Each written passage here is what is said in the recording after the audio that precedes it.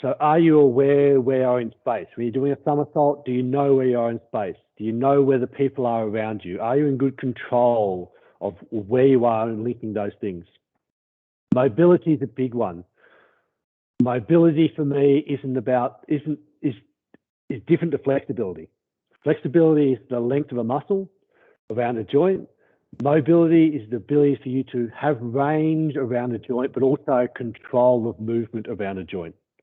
So if you don't have control of movement, you can be as flexible as you like, but if you're floppy like a noodle, it's not much good having flexibility. But mobility is about how you control movement through the ranges you want it to do. Strength for me is an important one, and power, how explosive you can do, how fast you can move things.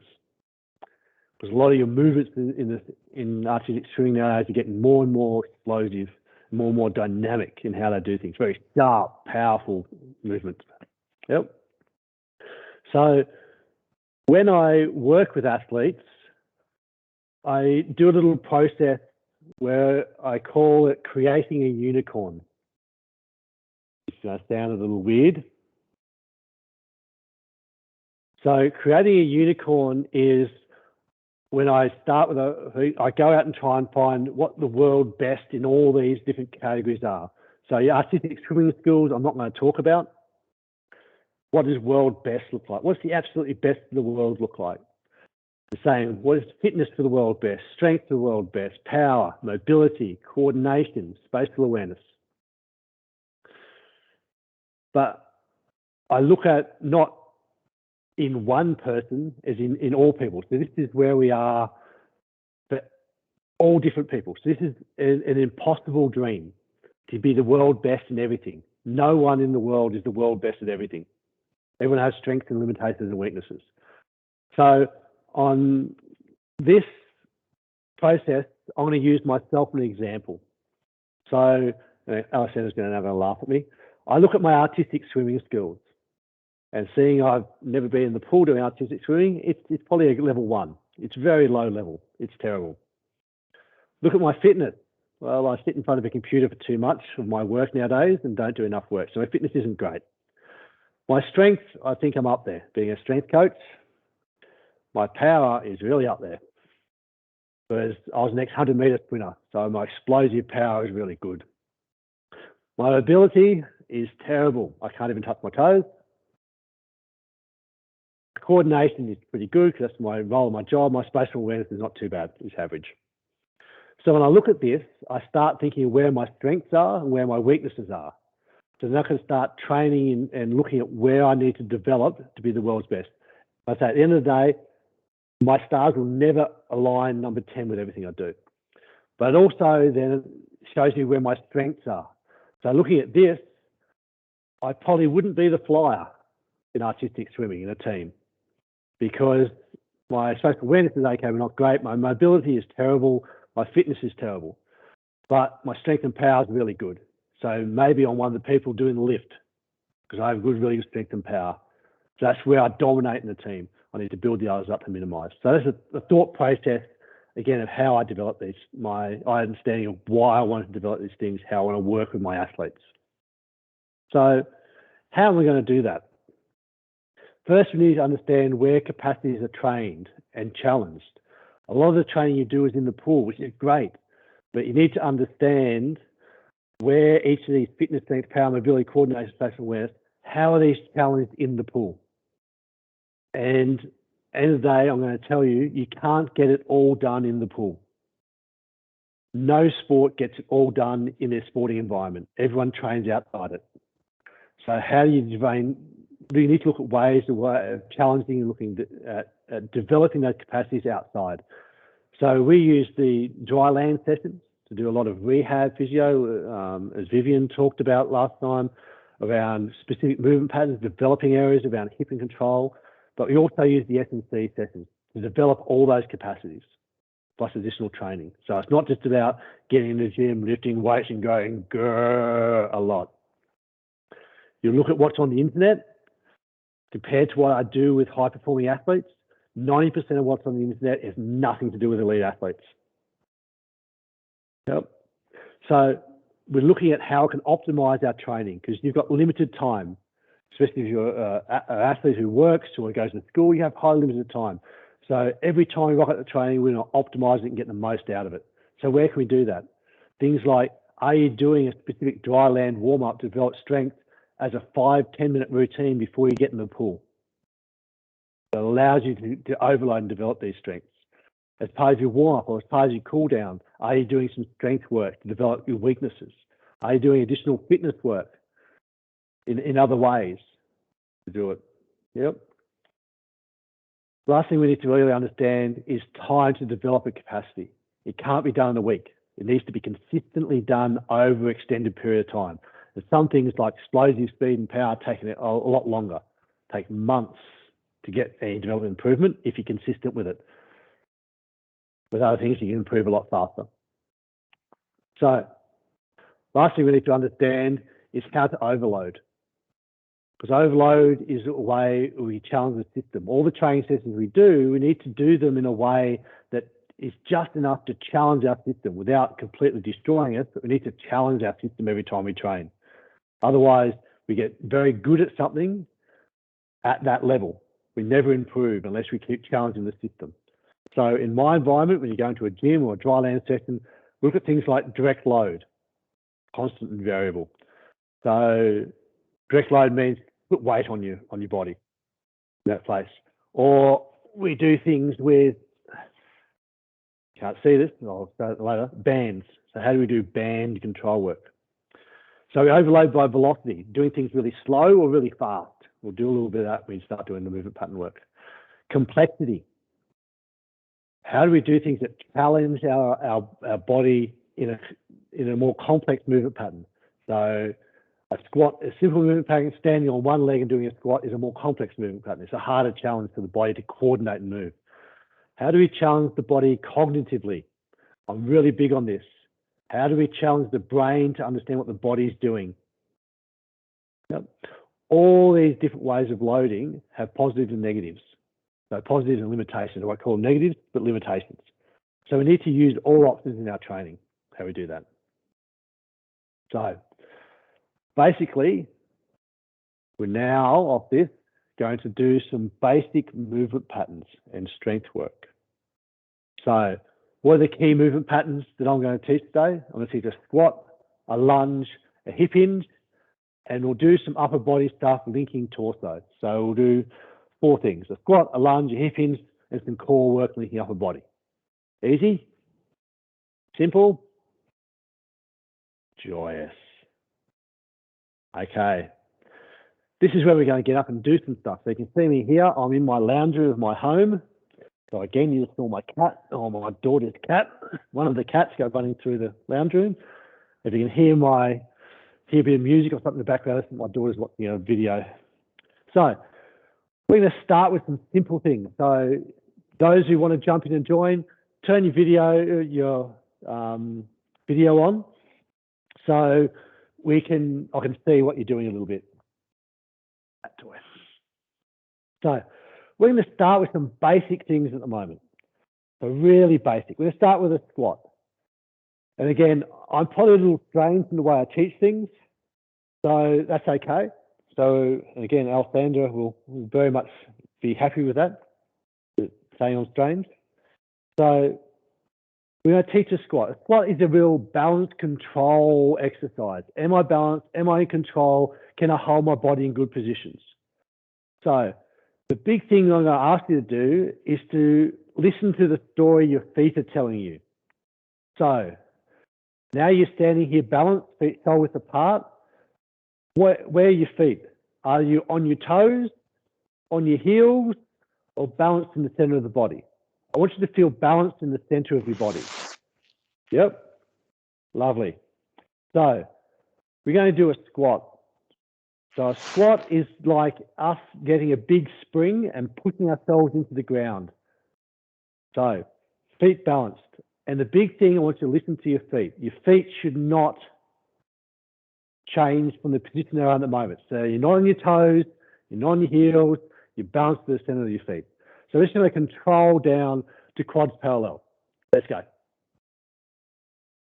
Yep. So here, are you still balanced through the center of your feet? Is your core switched on? Am I in a strong position? Yep. And when I come up again. That's easy. So think about on the way down, I'm going to pull myself into the floor.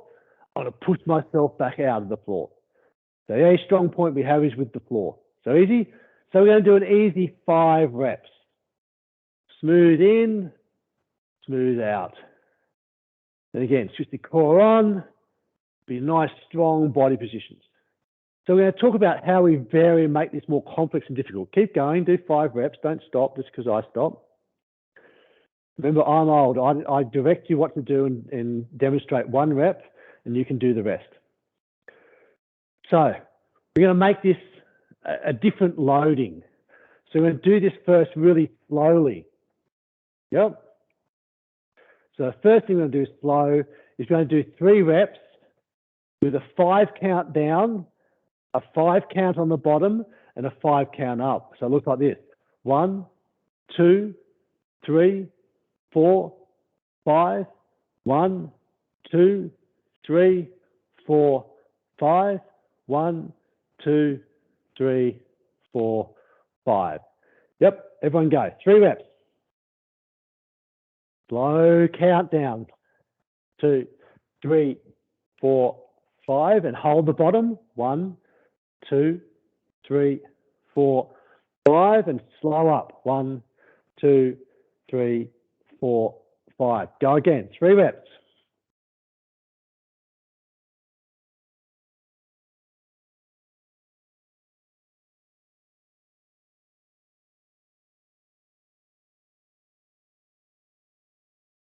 Easy. So you'll feel that was probably a little harder on your body. Yep. Than doing a normal just 5 squats. The other way of doing it more explosively and more powerful is a jump squat. So again, these fundamental movement patterns make up everything that we do in training. So a jump squat is going to look like this. So again, we go into our squat position, smooth in, jump as high up, high, don't jump maximally, just do a submaximal. But we want to land back into a quarter squat position. Yes, so we land back in quarter squat. So look like this. So it's just a smooth hit, jump, land, back in squat. Yes? And again, you want to feel balanced through your feet at all times. Give me 5 jumps. Land back in squat. Stand up, go again. Lovely. So again, we look at these basic movement patterns. So our squat is our fundamental movement pattern. Now we're going to pick up my towel stuffed in the pillowcase, or anything we do. We're going to look at how we do some explosive movement patterns. So we're not going to throw the towel. And again, you can do this with just holding your hands together. But we're going to mimic some of the movements we do in some of our artistic swimming and explosive, powerful. But we've got our feet on the floor so we can get a nice strong position on the floor. So we're going to do what we call an underhand throw without throwing it. So it's just squat, side of overhead, as fast and as hard as you can in the tall position. Yep. Again, back to chest. Squat, slow. Yep. Give me 10 of those. So now we're thinking about how not only how we link our legs together, is how we explode up and link our hands to our arms. So this is a more complex movement pattern. So we're channeling the complexity of it. Yes? Easy? So we're working on these key movement patterns and they're all linked together. So when we think about doing those movement patterns, what are the things that link the legs to the arms? Yep, is our core. So how we link and control our core is really important, how explosive we are. Yes? So squat, drive, the core must be switched on before we can power up through here. Yep. Then I'm going to challenge your brain a bit, because that's a simple linear movement pattern. It goes from floor to ceiling, goes in a straight line. I'll just be mindful and then take the light out. This time, we're going to go the opposite direction.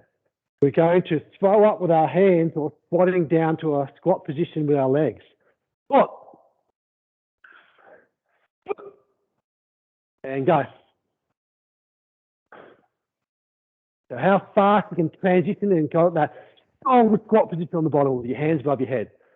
And again, that shoulder range and mobility is really important. It's something we see. Give me 5 or 6 of those. Lovely. Good work, ladies and gentlemen. Again, we look at these things and we see shoulder range is so important and strength through range. I've got a bad shoulder. I actually need a shoulder reconstruction. This means I cannot, show you here, I cannot get my arm much past here. So when I do that, if I want to get above my head, what do? I arch my back, which is not a great thing to do because it's not a nice smooth movement pattern. So when we talk about mobility in artistic swimming, we need to think about if what my shoulder does links to what my torso and core does, then will link to what my hips do, which then puts pressure on my legs. So if I can't get my shoulder above my head, I arch my back, which is anterior rotates my hips forward, which puts my legs in a bad position, which could potentially put load on my groin and my hips. So we start thinking about whole body links together. So don't do things in isolation. Yep. Simple, easy. So there's a basic squat movement. The next one, we're going to do a simple forward lunge movement. This is another one of our fundamental movement patterns. And our lunge is this. We're strong core, we step, and we come down. Yep. And come back up the center. Let's do that for me, ladies and gentlemen. Step forward. Back knee doesn't touch the ground. Key things around this. My knee doesn't go forward in front of my toe. Bad position, good position. Knee straight above chin. Knee that goes forward over toe puts a lot of pressure on the kneecap. We don't want to go there. Is number one. So when we step, we go down, not forward. Other one, our hip is level and in control. It's balanced. I'm not rotating and wobbling my hip everywhere. So we're going to do 4 or 5 of these each leg. Step in, back knee just off ground, step back up the center. Knee, back up the center. And I'm going to get rid of my socks because I'm slipping on the carpet. Yep. Easy. Again, the big thing we look at this space is what this knee's doing. Doesn't roll in or out. My glute does all the work in controlling my knee, internal, external rotation. So we're going to do a little play now to see how well we can hold position. Back with my pillow case. We're going to lunge in and we're going to rotate, rotate. As far as you can rotate round. Well, I want you to focus on your front knee not moving. So hit, when you rotate, don't let your knee roll in. It stays in one place. Rotate, rotate, step back up. Change sides, rotate, rotate, back up the side. I want 4 or 5 each leg. Make sure, again, that strong torso, strong hip. Your abs control what you do and how you control movement. It's really important. And again, so in this one, again, we're doing a strength element, but we're also improving rotational control, glute control, abductors on the inside, glutes, abductors on the outside, how to control and be in strong positions. Yes? Easy. So we're going to now do that again. We're going to do 3 each leg, but we're going to try and do it as fast as possible. Strong inset, back to center, back up, lunge in, hold, and again, can you set your core and be really in strong position? So now we're doing an overload and a dynamic movement pattern. And how effective we are in that's really important. Because again, artistic swimming is an explosive power sport. So yes, you can do things in slow motion, good, but can you do them with good control fast? So 3 or 4 each leg, really explosive and powerful in our rotation. Come on, faster, Vivian, faster.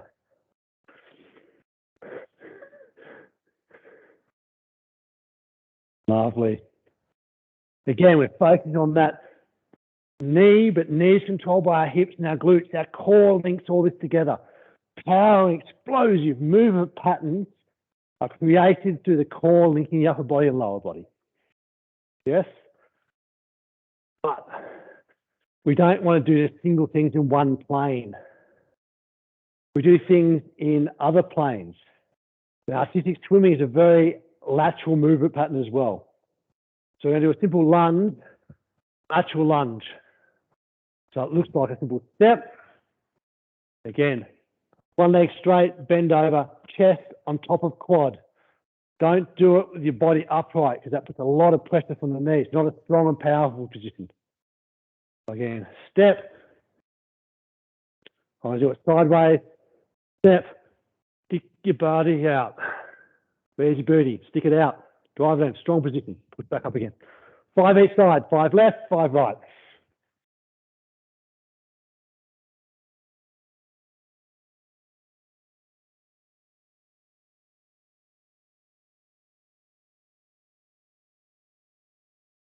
Next one. We're going to do the same movement pattern, but we're going to grab our pillowcase. We're going to lunge, under leg juggle, back up to center.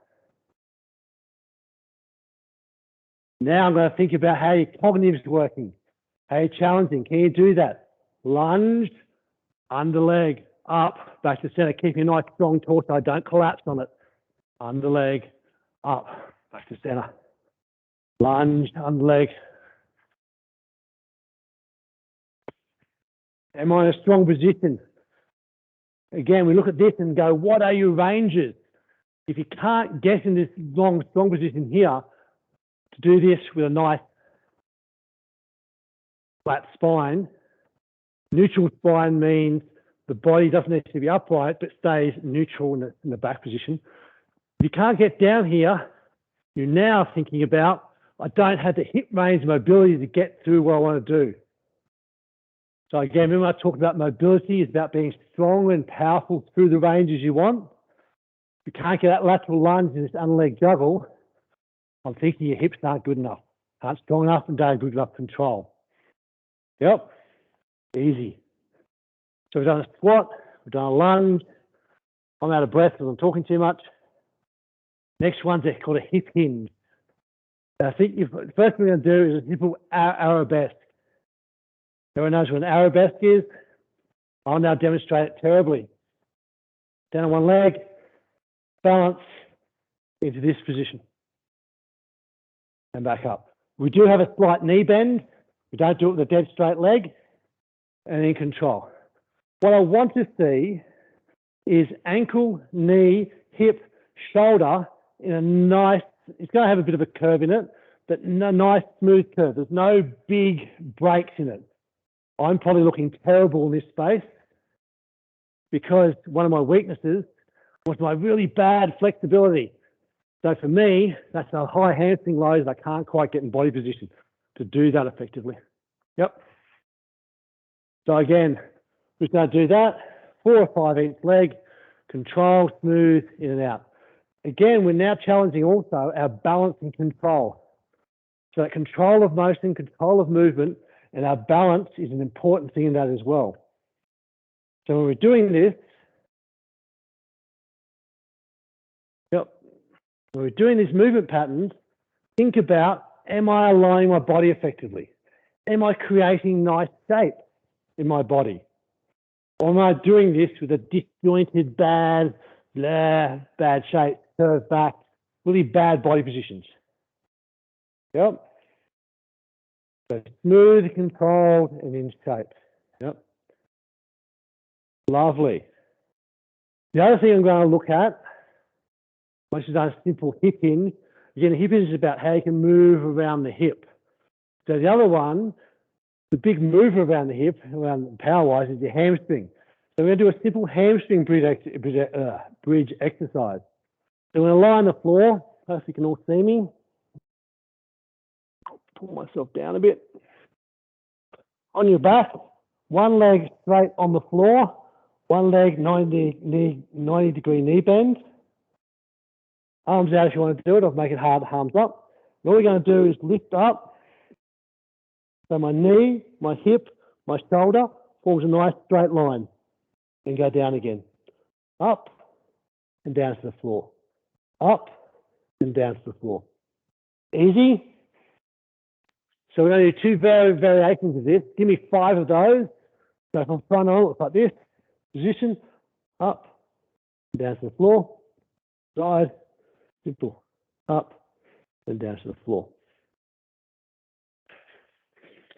So give me an easy 5 each leg.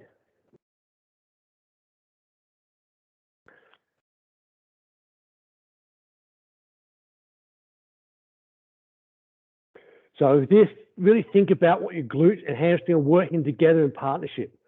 Because in this, your glute, your hamstring and back needs to work together to form a nice, strong brace position to link everything together from your foot through to your shoulder.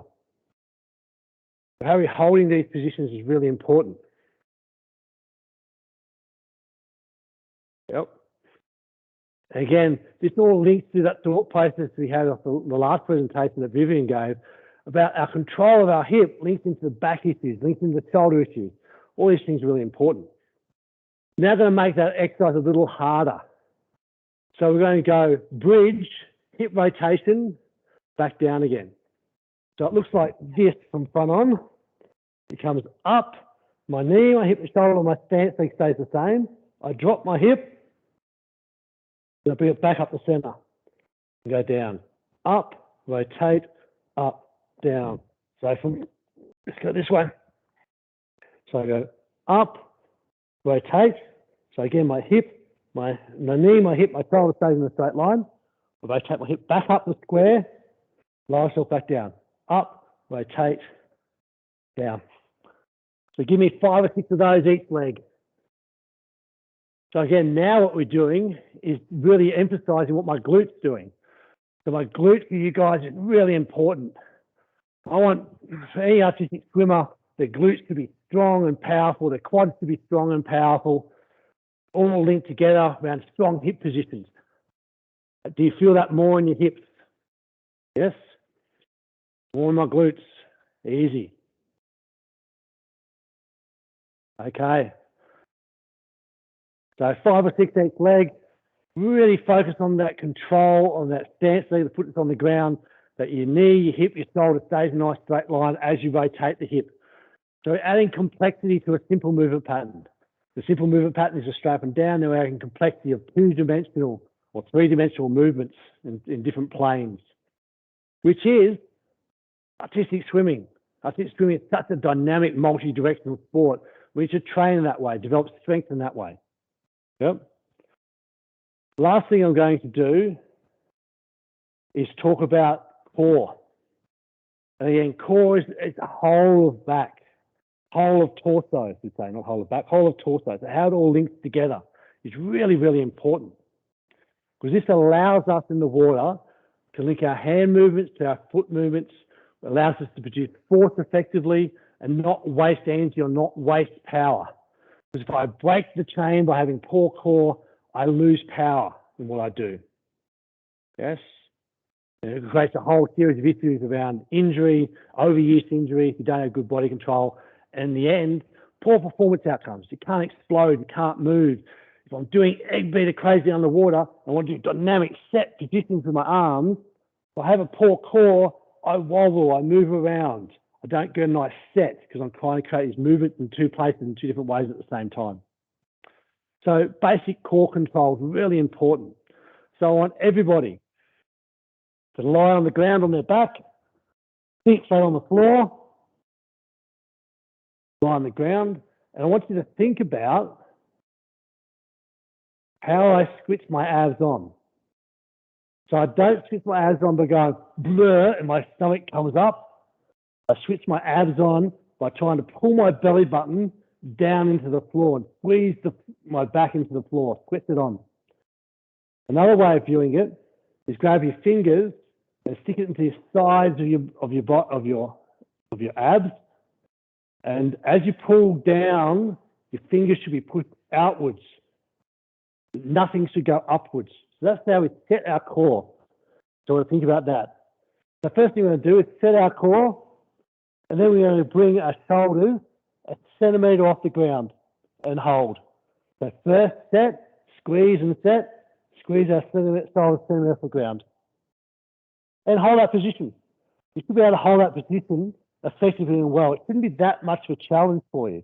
You should be able to talk like I'm talking at the moment. Actually, you should be able to sing. So everyone now can sing Mary Had a Little Lamb. Ready? 3, 2, 1. Mary had a little lamb, little lamb, little lamb.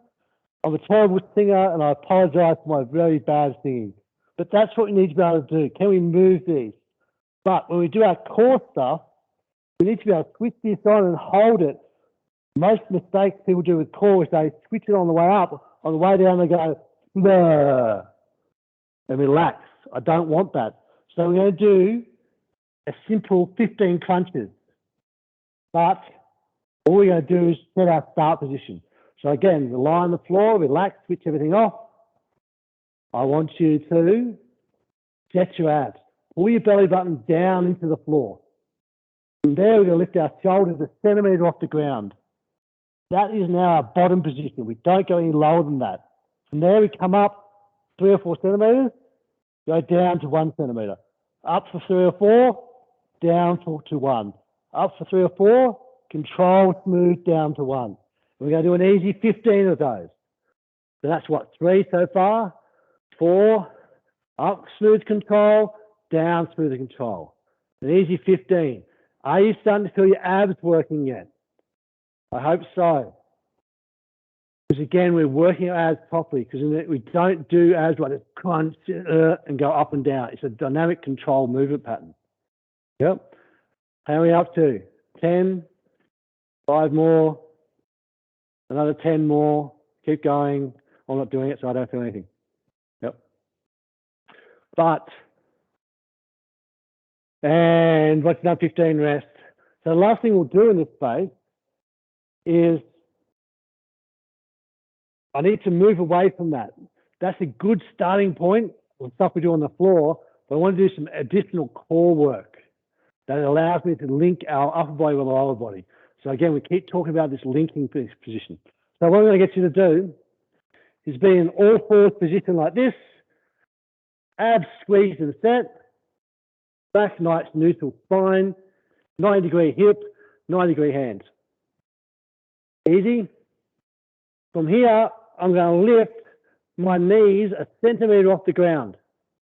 So it's a centimetre off the ground. There's a very little bit of gap there. We're not going up very high, just a centimetre.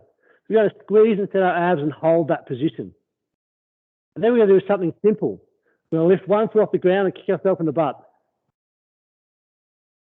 You shouldn't, your torso and the rest of the body shouldn't move at all. Other leg, rest of this leg. Then we do 10 each leg, or 5 each leg, 10 in total. So my torso, everything here, locked in place, doesn't move. The only thing that's moving is from my knee to my ankle, going up and down. Easy. Holding that same position, knees just off ground. I'm now going to do a simple shoulder touch.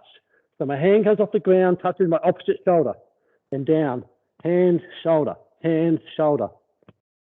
Again, this one's slightly harder. I don't want any movement whatsoever in my upper body. Keep your hips in one spot, your core in one spot, switch it all on, and really be strong in that spot. Give me 5 or 6 each arm. Keep holding that position, don't go down yet. Because now we're going to do the final one, which is the easiest one of the lot. We're going to do opposite arm to leg. So one leg's got to come up, one arm's got to come up. Then we're going to change sides.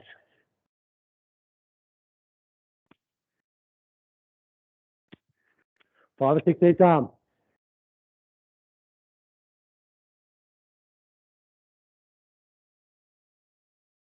So again, off this, what I'm really trying to get to the focus on is how we link our body, our upper body to our lower body, how everything's set and strong in good positions. Yep. So I'm getting close to running out of time here. So just a bit of a refresh on what I'm talking about in this space.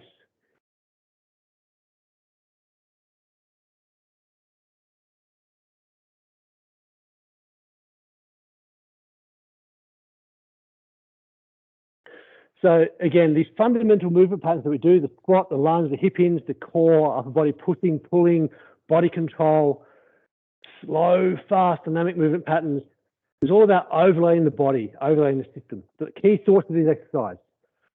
Do you feel in a balanced, powerful position? Do you feel like you're strong? Are you creating good body alignment? So my shoulder, my hip, my knee all line up. My knee doesn't roll in or roll out. Am I in good position? We talk about a lot about the foot and the squat. If I roll to the outside of my foot or the inside of the foot, I know something's wrong in my training. Are you linking all the body together? So if I'm doing an upper body movement, is my torso switched on and core switched on? Is my legs operating to hold the floor and hold good body positions? The answer to any of these questions is no. Generally, there's something wrong with what we're doing. Yep. So at the end of the day, putting these all together, I'd look at some basic training to start off with. Again, it's about challenging the system without destroying the system. We don't want to go in and go, I'm going to lift 100 kilo in the gym today. No, you're not. Let's start with some basic body weight control. You can overload by volume. So doing 20 reps of something harder than 10 reps. So look at all these things that we play around with in a gym setting. But I want you to do, if you can go in your training session, dry land session, do one of each of those categories, the fundamental movements. A squat, a lunge, some sort of hip hinge, upper body push, upper body pull, and then add in some internal, external rotational control around our shoulders and knees. That's really a cool way of doing it. So things like internal, external rotational control is getting something simple like this, a band, a TheraBand, that's external rotation of the shoulder, tie it to a wall, internal rotation. We can do similar things with our hips.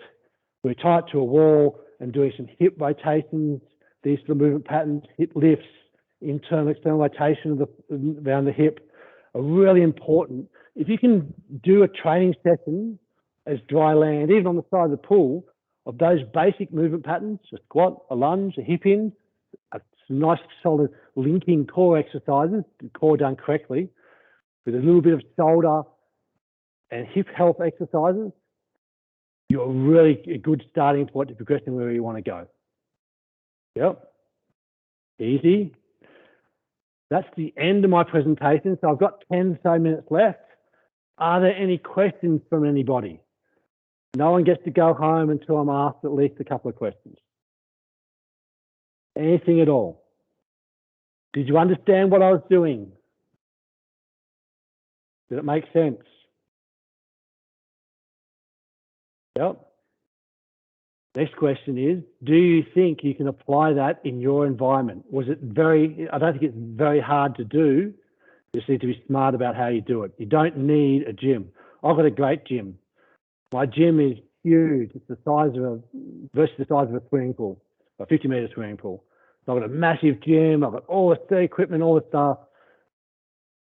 All that does is gives me the ability to load my athletes up in different ways. I have a question for you. It's just, especially with this lockdown, we've been looking at different land exercises, and there are so many of them, and different types of the practices, and with different speed and velocity and overload and everything.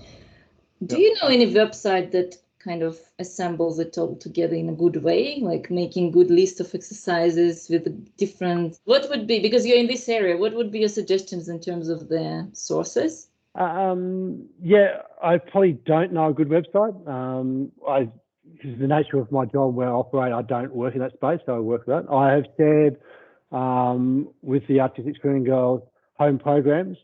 We've given them a lot of different options and variations. I'll share that document with artistic swimming, and they can share it out as appropriate to you guys. Home programs, some outlines about some different training plans and thought processes. End of the day, again, you want to go back to that thought process of how you develop the physical capacities you need for your sport. And again, looking at a lot of stuff on the internet. For males, most of the stuff on the internet is around bodybuilding. Yep. How to look good. But I've worked for the AIS for 17 years in S&C, and I've worked as an S&C coach for over 25, which makes me old to start with, but that's okay. In those 25 years, I've only done a pure bodybuilding exercise program for a short block of time with 2 athletes in 25 years. We don't do bodybuilding. It's not something that elite sport does. Most elite sports, though, I work with, because I work a lot with all the Olympic sports, is around power to weight ratios, explosiveness and control. So putting weight on without strength and control is irrelevant. Most of the stuff you see on the website for female athletes is about losing weight, and it's about having a look, certain different looks. End of the day, we don't do that either. It's not a concern for us. So how do you develop strong control? So you look at things around, again, those fundamental movements around our strength, around our hips. Are you developing that? Are you challenging that? Are you overlaying that in this space? So is there a nice website? The answer is no. Not for artistic swimming and not for poly elite sport very much. But I can share some few thoughts and ideas that I'll put together for the senior team that I'll give to the artistic swimming coaches, Vicky and Lolly, who have copies of it. They can share them as they see fit to the broader community. Cool. Thank you. Any other questions? Do you have like a list or a handout of some kind of these exercises that we could get a copy of? Yeah, so that's the handout I'll give out. We can show you those exercises that we've done, and I'll try and put together some basic fundamental movement patterns and what we can do or what we should be looking at in those, and I'll share those as well. I was taking notes and writing down little pictures, but if we could get a list or even a copy of the program tonight so that we can look back and see what those exercises were.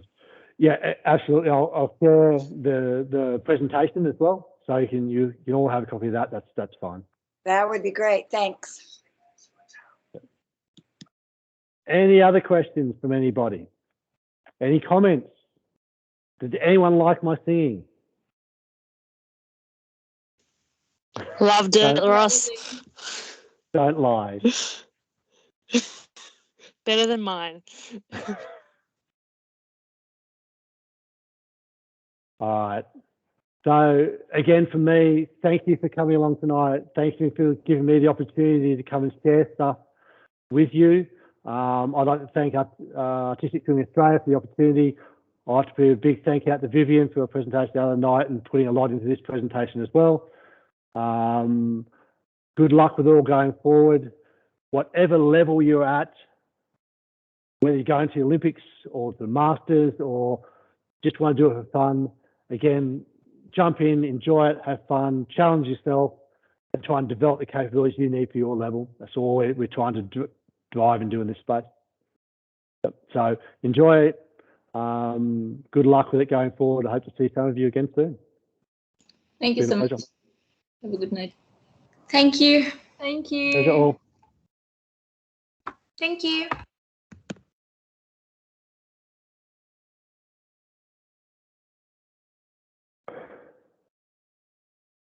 I can relax now. Yeah, thanks, Ross. Good job. Thank you. Hey, Vicky, I'll give you, I'll do that stuff this week and send the stuff out to you so you can share it. Please do. Not there. Okay. Not there. Oh well. Okay. Have a good weekend, Ross. You too, Vivian. I'll see you later. See you later. Bye. Bye all.